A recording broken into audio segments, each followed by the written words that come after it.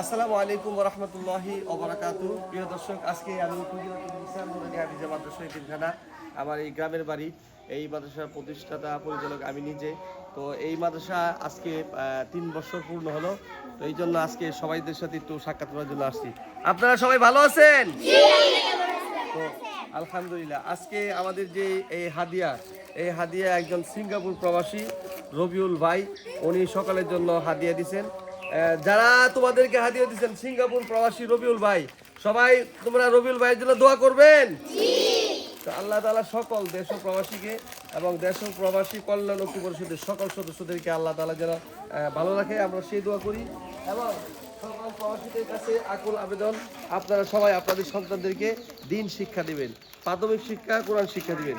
আমি দেখতে দেখতে 3 বছর পার হয়ে গেছে।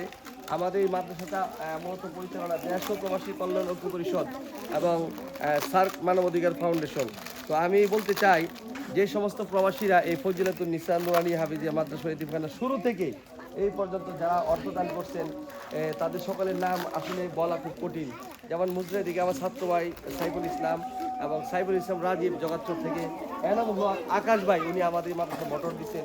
এবং আরেকটা কল দিচ্ছেন আমাদের এই মাদ্রাসায় সজীব, সিঙ্গাপুর প্রবাসী সজীব, কানাডা থেকে আব্দুল আলিম ভাই, তারপরে অস্ট্রেলিয়া থেকে রাশেদ রেহান ভাই, এরকম অনেকেই যারা আমাদের এই মাদ্রাসার জন্য অনুদান দেন, তাদের সকলের জন্যই দোয়া এবং ভালোবাসা। যেমন সৌদি আরব মদিনা থেকে হিমেল কিন্তু আমাদের এই মাদ্রাসায় যে টয়লেটটা, 2টি টয়লেট, এই টয়লেটটা কিন্তু হিমেল করে দিচ্ছে।